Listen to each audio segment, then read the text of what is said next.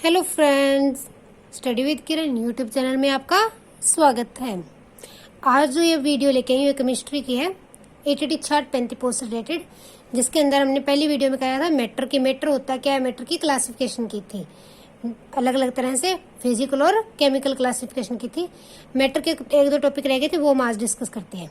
आज हम क्या डिस्कस करेंगे मैटर के अंदर कि मैटर जो है वो अपनी स्टेट को चेंज कर सकता है ड्यू टू टेम्परेचर, कि वो टेम्परेचर के हिसाब से अपनी चेंज स्टेट जो है उसकी जो स्थिति उसको कैसे चेंज कर सकता है, मतलब कि ताप के अनुसार अपनी स्थिति विच बदलाव। तो वो देखते हैं किस किस तरह से करता है। फर्स्ट है फ्यूजन। क्या है फ्यूजन? फ्यूजन को पंजाबी में कहते हैं पिंगलना। नाम से पता चल रहा है व्हेन सॉलिड टर्न इनटू या फिर solid change into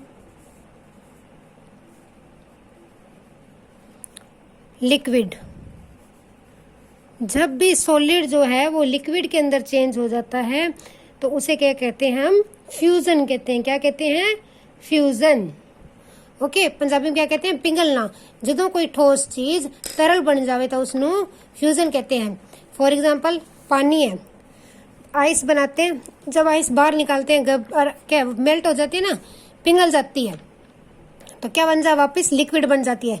solid to liquid, कि सॉलिड टू लिक्विड बनाने के लिए हमें क्या करना पड़ता है? उसे हीट देनी पड़ती है। क्या देते हैं? जब भी टेम्परेचर इंक्रीज करते हैं तो क्या सॉलिड लिक्विड में चेंज होना शुरू हो जाता है। किससे? हीट से। ठीक है, तो when solid change into liquid it is called fusion. इसके अंदर से एग्जाम में क्वेश्चन बन सकता है कि व्हाट इज फ्यूजन, मतलब नीचे दे देंगे solid into liquid, liquid into solid, liquid into gases. तो इस तरह से एग्जाम में इस टॉपिक से क्वेश्चन आने की काफी संभावना है। तो क्या फ्यूजन क्या होता है? When solid change into liquid it is known as fusion, मतलब कि पिघलना। सेकंड है इवेपोरेशन। क्या है? इवेपोरेशन, वाष्पीकरण। इवेपोरेशन मतलब कि पंजाबी में से हम बोलते हैं वाष्पीकरण। When liquid change to gas, जब लिक्विड गैस में बदल जाता है तो उसे क्या कहते हैं? इवेपोरेशन। क्या कहते हैं? इवेपोरेशन, वाष्पीकरण। जब हम लिक्विड को हीट देते हैं, लिक्विड जो है उसके ऊपर टेम्परेचर बढ़ाते हैं तो लिक्विड किस में चेंज होता है? गैस के अंदर भाप बन के निकलने लगता है। पानी को जब गर्म करते हैं, हम पानी उबालते हैं, पानी उबल के भाप बन के उड़ना शुरू हो जाता है, तो पानी की जो लिक्विड स्टेट है वो किस में चेंज होगी? गैस के अंदर। तरल से क्या बन गया? गैस के अंदर। तो इसे क्या कहते हैं? इवेपोरेशन, वाष्पीकरण। ओके, नेक्स्ट है कंडेंसेशन। ये दो टर्म तो सबने सुनी होगी, सबके लिए कॉमन ही होगी, लेकिन इनके बारे में कुछ स्टूडेंट्स को नहीं पता होता। फर्स्ट है कंडेंसेशन। कंडेंसेशन को पंजाबी में कहते हैं संघनन। क्या कहते हैं? संघनन। कंडेंसेशन को पंजाबी में कहते हैं संघनन। जब when gas change into liquid, gas जो है इन लिक्विड, जब गैस जो है लिक्विड बन जाती है तो उसे क्या कहते हैं? कंडेंसेशन। क्या कहते हैं? कंडेंसेशन, संघनन। जो गैस तरल बन जावे तो उसमें संघनन कहते हैं। ये भी हम पानी की एग्जांपल ले लेते हैं। मान लो पानी उबाला, पानी ऊपर भाप बन के जा रहा है, हमने वहां पे मान लो अपनी प्लेट लगा दी, तो देखोगे कि भाप क्या है, प्लेट पे टकराती है तो प्लेट पे क्या होते हैं? पानी की छोटी छोटी बूंदें बन जाती है ना। ये चीज तुमने आप देखी हो कि जब भी किसी पानी उबल रहा है उस बर्तन को ढकते हैं किसी भी ढक्कन से, तो ढक्कन पे पानी की छोटी छोटी बूंदें बन जाती है। तो वो क्या, गैस जो वापिस इसमें चेंज हो जाती है लिक्विड के अंदर। गैस किस में चेंज होगी? वापिस लिक्विड में। उसे क्या कहते हैं? कंडेंसेशन, संघनन। क्या कहते हैं? संघनन। ठीक है, पंजाबी में जदों गैस तरल बन जावे उसनू किरण संघनन कहा जाता है। अभी हमने क्या देखा? फ्यूजन, इवेपोरेशन, कंडेंसेशन, पिघलना, वाष्पीकरण, संघनन। नेक्स्ट है सब्लिमेशन। क्या है? सब्लिमेशन। इसे पंजाबी में कहते हैं जोहर उड़ाना। क्या कहते हैं? जोहर उड़ाना। सब्लिमेशन क्या होता है? When solid change into gas. क्या होता है? When solid change into gas, जब सॉलिड गैस के अंदर चेंज हो जाए, सॉलिड किस में चेंज हो जाए? गैस के अंदर। When solid change into gas, ਜਦੋਂ ठोस गैस बन जाती है तो उसਨੂੰ ਕੀ ਕਹਿੰਦੇ ਨੇ ਜੋਹਰ ਉਡਾਣਾ ਕਹਿੰਦੇ ਹਨ। क्या कहते हैं उसे? ਜੋਹਰ ਉਡਾਣਾ। ਜਦੋਂ ਕੋਈ ਵੀ ਠੋਸ ਗੈਸ ਬਣ ਜਾਵੇ ਤਾਂ ਉਸਨੂੰ ਜੋਹਰ ਉਡਾਣਾ ਕਿਹਾ ਜਾਂਦਾ है। इंग्लिश में से क्या कहते हैं? सब्लिमेशन। क्या कहते हैं? Sublimation. When solid change into gas it is known as sublimation. या पंजाबी में से क्या कहते हैं? जौहर उड़ाना। ओके, नेक्स्ट जो है वो है सॉलिडिफिकेशन। क्या है? सॉलिडिफिकेशन। 1 मिनट। नेक्स्ट हमारे पास है सॉलिडिफिकेशन, जमना। पंजाबी में से क्या कहते हैं? जमना। पंजाबी में तो नाम से स्पष्ट हो रहा है क्या होगा, इंग्लिश का भी पता चल रहा है कि सॉलिडिफिकेशन क्या होगा। When liquid into solid, when liquid change, when liquid change into solid, ਜਦੋਂ तरल ठोस बन जावे तो उसनू की कहते ने जमना कहते ने। इंग्लिश में क्या कहते हैं? When liquid change into solid it is known as solidification. क्या कहते हैं? Solidification. When liquid change into solid it is known as solidification. कि लिक्विड जैसे वाटर है, इसको फ्रीज किया, कूल किया तो वो क्या होता है? क्यूब बन जाता है, बर्फ बन जाता है, सॉलिड बन जाता है ना। ठीक है, वाटर जो है आइस में चेंज हो जाता है तो उसे क्या कहते हैं? सॉलिडिफिकेशन। नेक्स्ट फिर है सब्लिमेशन, जौहर उड़ना। व्हेन जौहर उड़ना, सब्लिमेशन को पंजाबी में क्या कहते हैं? जौहर उड़ना। व्हेन गैस चेंज इनटू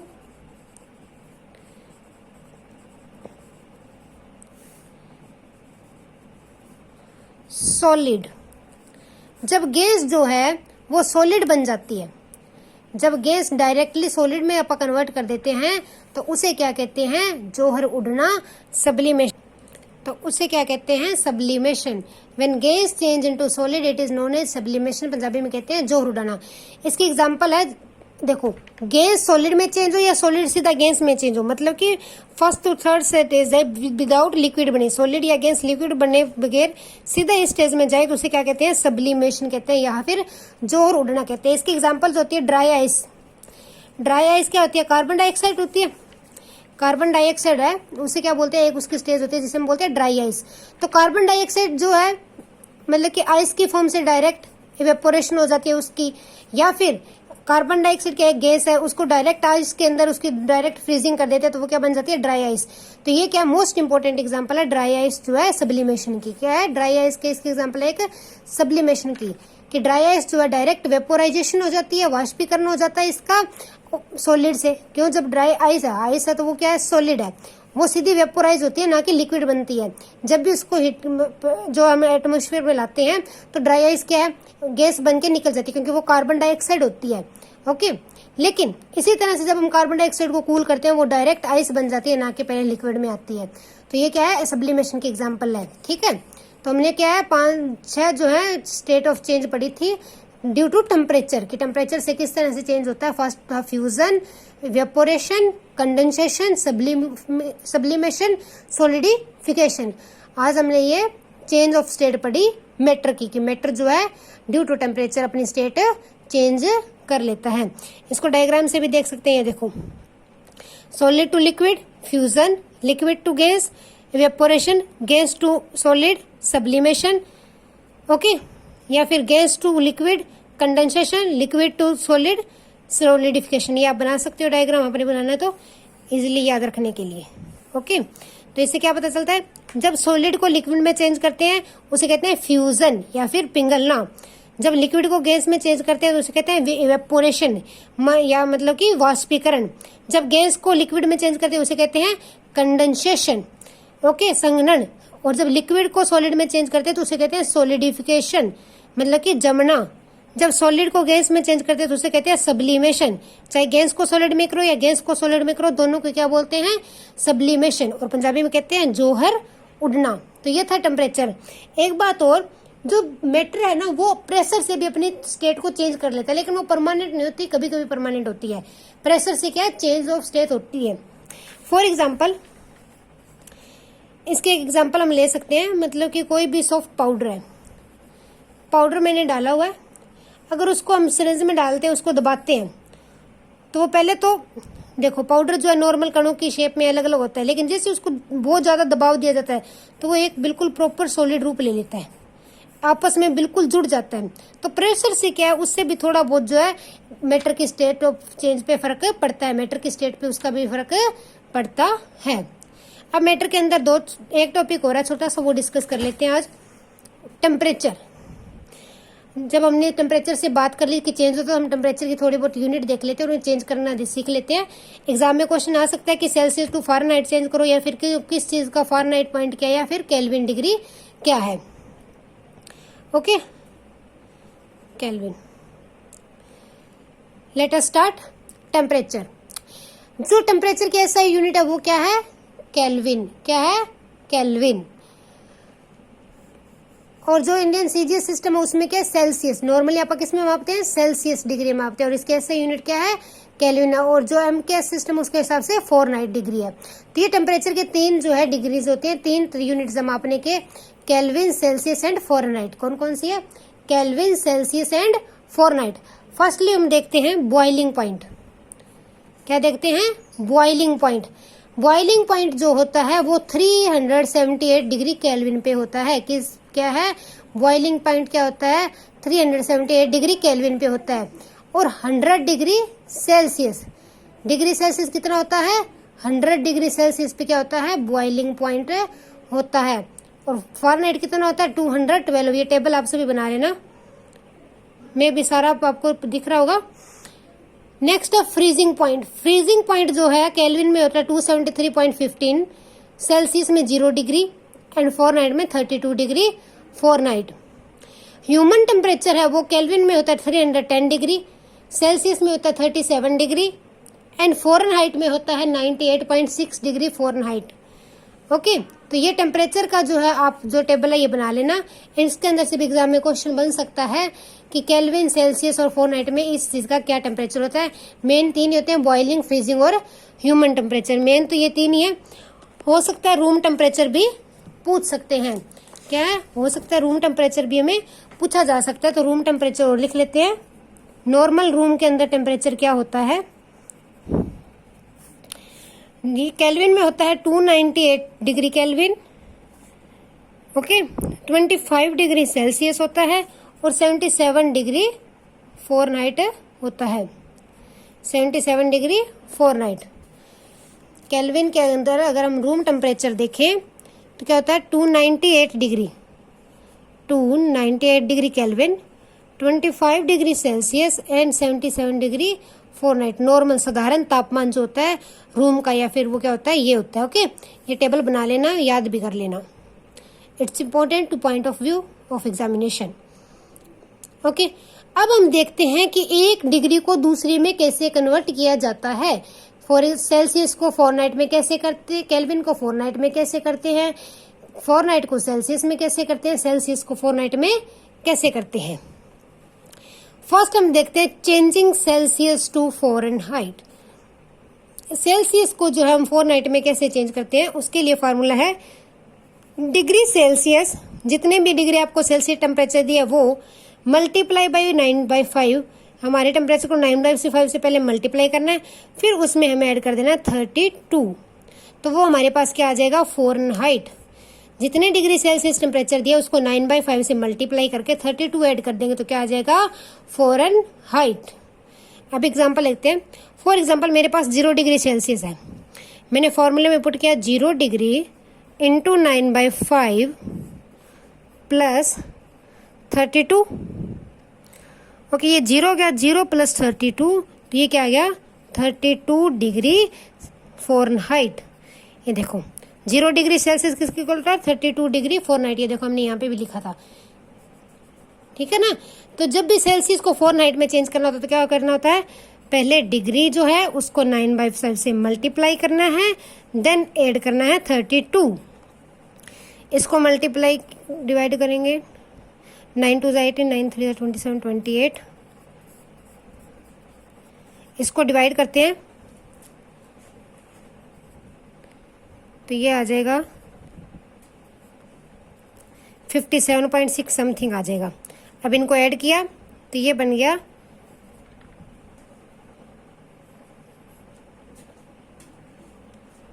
मुझे लगता है मैंने कहीं गड़बड़ कर दी। तो जब भी हमारे पास सेल्सियस को चेंज करना है तो क्या करना होता है, सेल्सियस इंटू 9/5 प्लस 32। 9 2 18, 9 3 27, 28।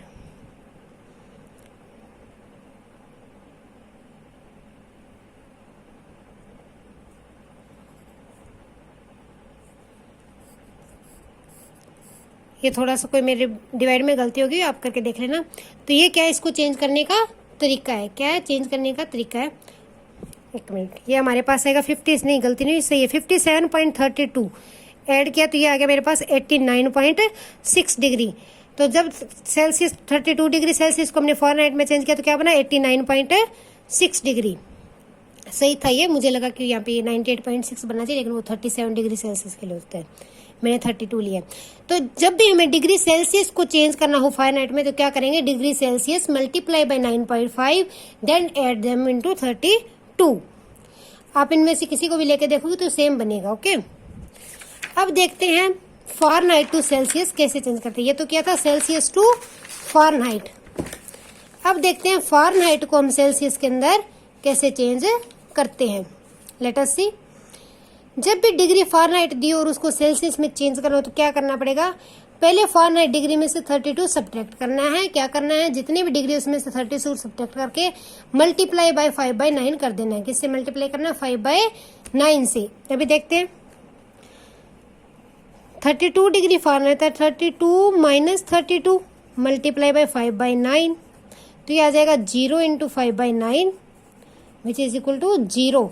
तो ये क्या होगा, 32 डिग्री फ़ारेनहाइट है तो किस 0 डिग्री सेल्सियस के इक्वल होगा। तो एग्जाम में ये क्वेश्चन बनने का चांस है कि फ़ारेनहाइट टू सेल्सियस चेंज करने का डायरेक्ट फार्मूला भी पूछ सकते हैं। पीरियड में तो एक बार उन्होंने फार्मूला पूछा था, सेकंड एग्जाम में वो फार्मूला पूछ सकते हैं, या फिर हमें बोल सकते हैं कि इसको आप सेल्सियस में चेंज करो या फिर इसको फ़ारेनहाइट में चेंज करो। अब देखते हैं चेंजिंग केल्विन टू सेल्सियस, कि केल्विन को सेल्सियस में कैसे चेंज करते हैं। अभी हमने फ़ारेनहाइट और सेल्सियस को किया था, अब केल्विन टू सेल्सियस करते हैं।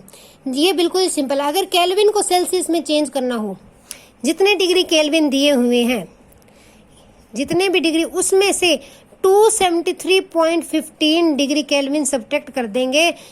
2.273 तो वो क्या आ जाएगा, डिग्री सेल्सियस। तो ये इतने डिग्री केल्विन किसके इक्वल होता है, 0 डिग्री सेल्सियस के इक्वल होता है। फॉर एग्जांपल मैं ले लेती हूँ 310 डिग्री केल्विन, तो डिग्री सेल्सियस निकालूंगी तो 310 माइनस 273.15 कर दूंगी तो वो मेरे पास डिग्री सेल्सियस आ जाएगा। ओके, ये मेरे पास आएगा 36.85 आएगा शायद।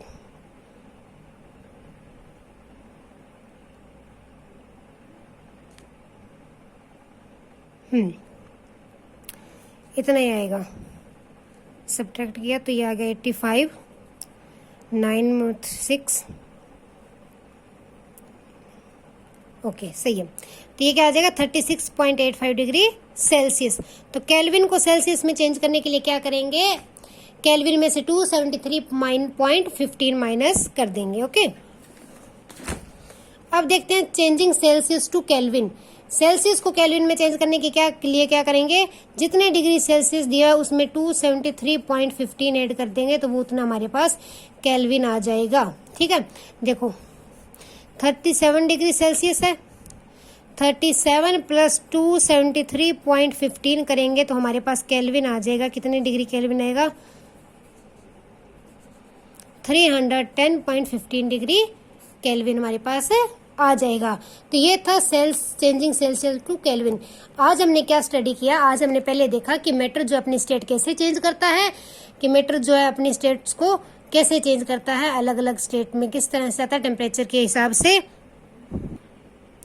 तो हमने क्या उसके आगे डिस्कस किया कि किस तरह से जो है टेम्परेचर के अकॉर्डिंग जो है ये स्टेट चेंज करता है। फिर देखा कि प्रेशर के अकॉर्डिंग भी चेंज हो सकती है। फिर हमने देखा कि किस चीज़ का टेम्परेचर नॉर्मल क्या होता है। फिर टेम्परेचर्स के यूनिट्स को चेंज करना सीखा, Celsius to Fahrenheit, Fahrenheit to Celsius, Kelvin to Celsius and Celsius to Kelvin. अगर हमें फारेनहाइट दे दे और केल्विन बनाना हो तो उसके लिए क्या करना पड़ता है, उसका डायरेक्ट फॉर्मूला कोई नहीं है। पहले हम फारेनहाइट को चेंज करेंगे सेल्सियस में, देन केल्विन में चेंज करेंगे, ठीक है। इसी तरह अगर केल्विन दिया हो तो केल्विन को चेंज करेंगे पहले सेल्सियस में। फॉर एग्जांपल आपको कह दिया डिग्री केल्विन दिया हुआ है और इसका फारेनहाइट बनाना है, तो पहले केल्विन को सेल्सियस में चेंज करने के लिए क्या करेंगे, केल्विन माइनस 273.15 कर देंगे, तो वो हमारे पास आ जाएगा डिग्री सेल्सियस। फिर सेल्सियस डिग्री को फारेनहाइट में चेंज करने वाला फार्मूला लगा देंगे तो वो फारेनहाइट आ जाएगा। तो आज हमने डिस्कस किया कि जो टेम्परेचर की डिग्रीज है वो आपस में कैसे चेंज होती हैं। Okay, thanks, have a nice day, keep up supporting me.